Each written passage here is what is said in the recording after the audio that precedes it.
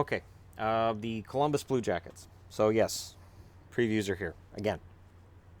Um, this past season, Columbus had a down dip. But for the first time ever, they made the playoffs 2 years in a row. So it's good, the bad, and there was some ugly.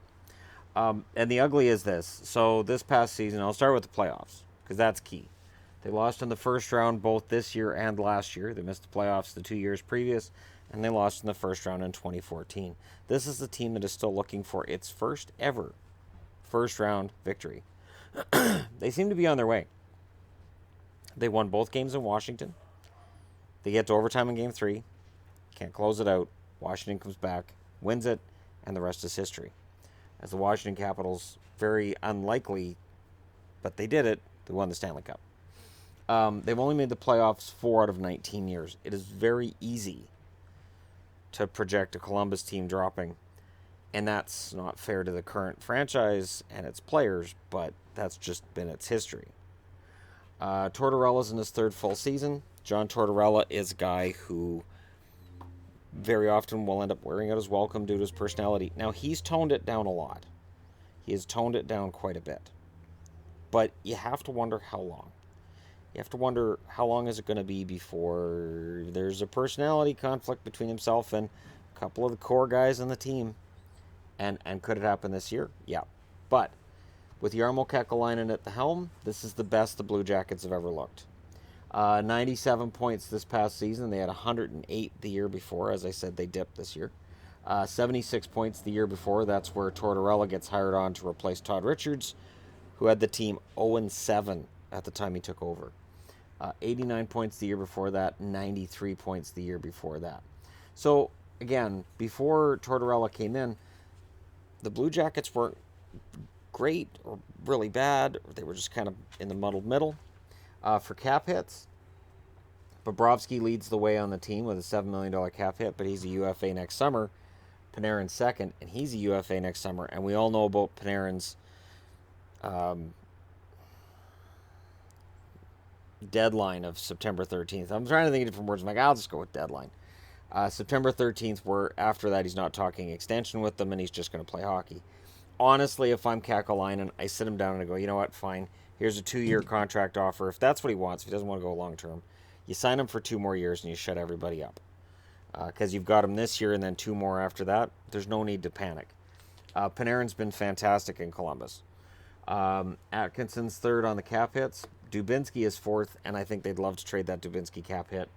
And Foligno sits at 5th, even though Foligno at age 30 is likely going to start descending down the depth chart a little bit. Also because the team's just flat out getting better. And there's a center who's going to be kind of dominant as soon as this year. Plus player, I have Panarin as the plus player because he came over from Chicago. There were people who expected him to, well, he needed Kane. He just got there because of Patrick Kane. Turns out that wasn't the case. The minus player, I went with Ryan Murray. I put a question mark because is Ryan Murray going to be healthy this year? Is he going to stay? He's got a 1-year contract. Then he's a restricted free agent next summer with arbitration rates. We could go through this every year. He's sort of like Jacob Trouba, but the Columbus version. And that's as close as I could come to a minus player. I thought about Panarin. And technically, if Panarin's contract becomes a distraction during the year, he could be a minus. MVP, I went with Seth Jones. Because that kid is amazing. And I'm telling you, he's going to be into the Norris conversation. I would say this year he may get himself some more Norris consideration than he's got previous to now. Top 6, Panarin, Dubois, Atkinson, Jenner. Either Wenberg or Foligno, their ice time is close. And Josh Anderson. I could see Bjorkstrand getting in there too, though. Now, the big name in here, of course, is Dubois. At the time they drafted Dubois 3rd overall, there were a lot of people, myself included, who went, wow, they passed on Puljujarvi. That's crazy. Then this past season, we saw what Dubois could do. Shut a lot of people up. Because I remember the first year when Dubois got sent back to junior, there were people who said, oh man, first they draft the guy ahead of Puljujarvi, and then they don't even keep him. This is just a disaster. Nope. And he looks like the real deal, and we'll see how much more he develops this year and how many points that translates to, and whether or not that gets this team over the hump in the playoffs. But over the hump, I just mean winning a round. Top four defensemen: Werenski, Jones, Murray, and Savard.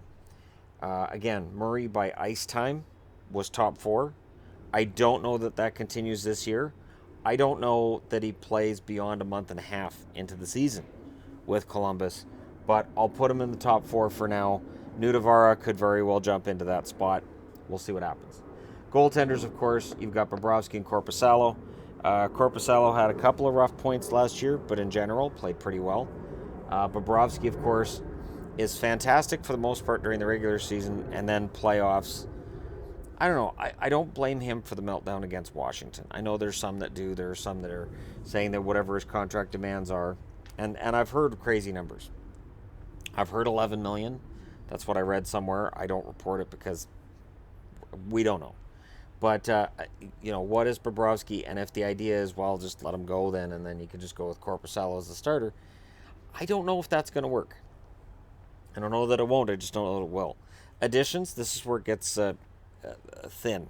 Riley Nash and Anthony Duclair are the two additions to the NHL roster from others.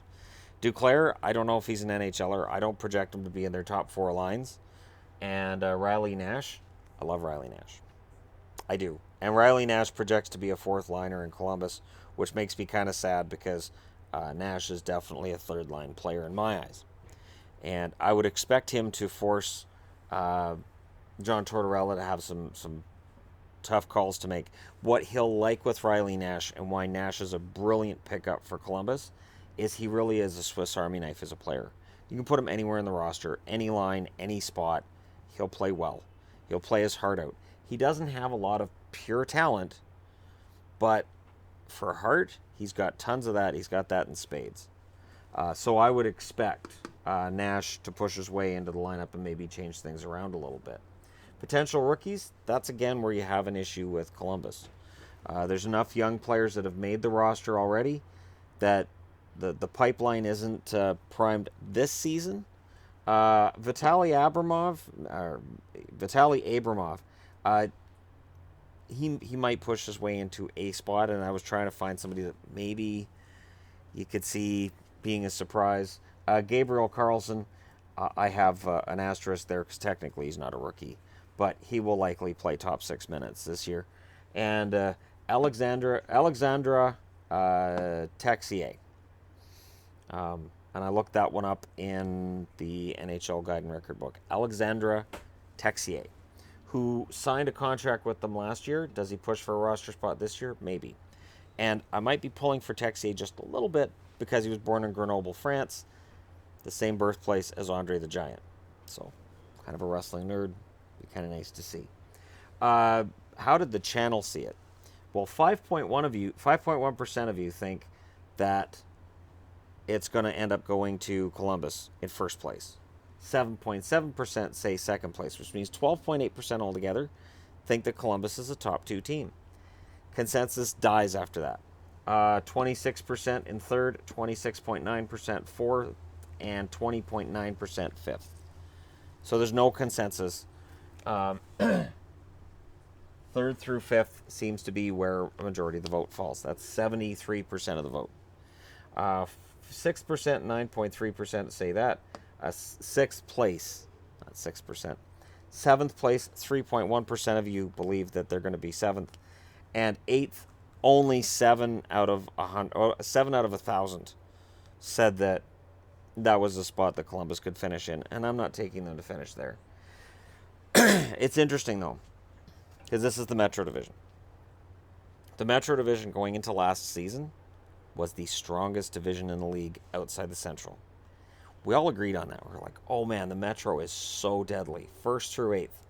There were a lot of preview and review videos I did where I kept talking about how closely packed together that division was.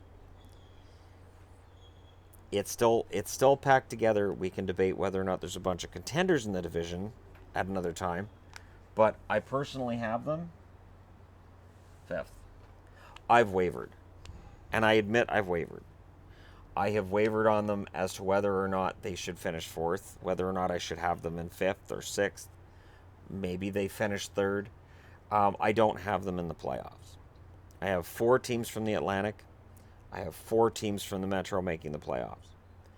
So where do I get it wrong? Where I get it wrong is if Panarin gets traded out and they don't get back roster players. So if they get back prospects, draft picks, they could fall. They could fall far. If Panarin settles down and he signs that bridge deal, and if this top 6 is fantastic, and if everything else turns out pretty solid, then they could be top 3. We could all be potentially wrong. That 26% could be right. Everybody who's got them above or below could be wrong. That 5% could be right.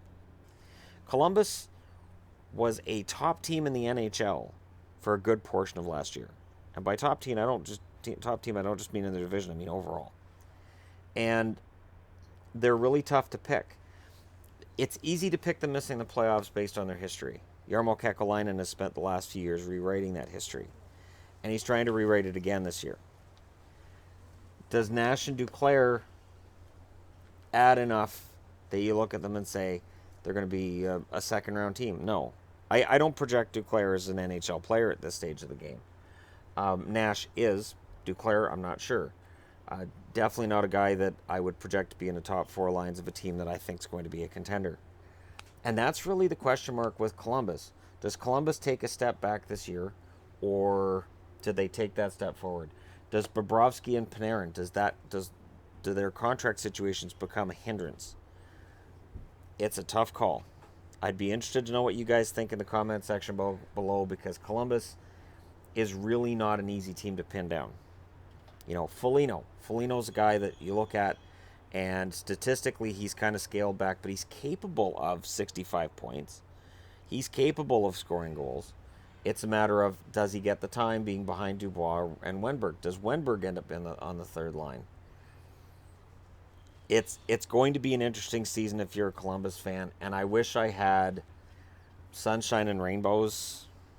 I don't, but at the same time, while I'm not predicting that they're going to make the playoffs, I am saying they're going to be extremely close on my prediction, and if they make it, I won't be at all surprised. The real key from here is getting past this hump. Columbus has to become not just a playoff team, not just we're happy to be here. They have to become the team that nobody wants to play in the playoffs. They almost did it against Washington, but almost doesn't do it. Let me know your thoughts in the comment section below. They are always welcome. Hit like and subscribe if you're browsing your way through. You just happened upon this video. Thank you guys so much for watching. I'll talk to you again soon.